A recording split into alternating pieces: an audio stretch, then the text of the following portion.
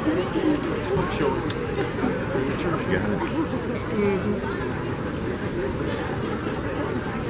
you good? Good afternoon, everyone. Good afternoon. And I will make my remarks brief because we've had a wonderful symposium as well. To members of the Board of Trustees, to the descendants of Richard T. Greener, to President Pastees, Congressman Clyburn, to the alumni and Provost Gable, other members of the USC community and assembled guests. My name is Todd Shaw, and it is my great honor to be asked to say a few remarks before we unveil this majestic statue of the late Professor Richard T. Greener.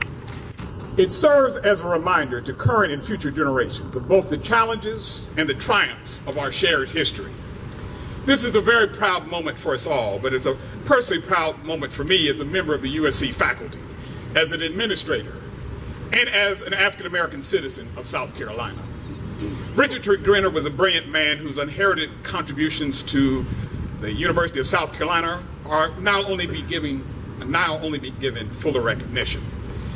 Among his many achievements, as you know, he was the first African-American to be appointed to the USC faculty in what was then the 72nd year of the history of the university. This is a poignant parallel for me because I am the first African-American to be appointed chair of the Department of Political Science.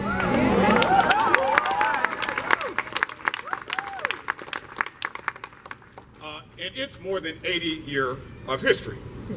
When Richard Greener first arrived upon campus, he stayed with a fellow faculty member in what is now Lieber House. The namesake of that building, Francis Lieber, was the first political scientist in the United States. And though not on faculty at the time, 80 years after he left, he became the intellectual inspiration for the founding of the department in 1937. In each case, and for varying reasons, both Greener and I were and are proud to serve, though the road to our appointments admittedly took a long time. I am greatly indebted to and part of the legacy of Greener, and Chelsea made wonderful remarks to this effect. I am joined in my gratitude by a number of communities to which I belong, the African American Studies Program, the Black Faculty Caucus, and many other allies and supporters. We all pay homage to the ancestral pathway he paved, because he had the courage to be a pioneering professor in a small, angry place, as Professor Chadwick's book talks about, at that time South Carolina and South Carolina College. During the terribly hopeful, but sometimes turbulent period of Reconstruction, he gives all of us hope that we can endure whatever current vitriolic politics and hardened ways still confront us in these difficult times. Because he was pivotal to the organization of the early university library collection as the university librarian.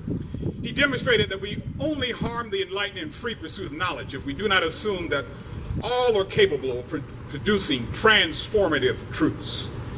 Because he was an active and vital part of efforts to ensure the equity of laws, the full and free citizenship of African Americans in South Carolina and elsewhere, and the building of international bridges of diplomacy and understanding. He reminds us that we must be global citizens that uphold the dignity and the rights of all human beings. Therefore, Professor Richard T. Greener, I ask for your ancestral spirit to come among us now and to bless this observance of your memory. You know we still have much work to do. There are still monuments on this campus, silent and otherwise, that remind us of the division and inequalities that at one time in the history of this university promoted. But today, your monument will join the USC desegregation garden, the placards memorializing the enslaved hands that built this university, the tribute of African American presence at the USC that adorns a prominent wall in the Russell House. We pray you are pleased. With your descendants present, Professor Greener, we welcome your spirit back home to USC and as the last testament of triumph to the challenges that you and others endured. And we hope you see this beautiful statue as a fitting tribute to the principles of educational empowerment, full citizenship, and human equality to which you dedicated your life.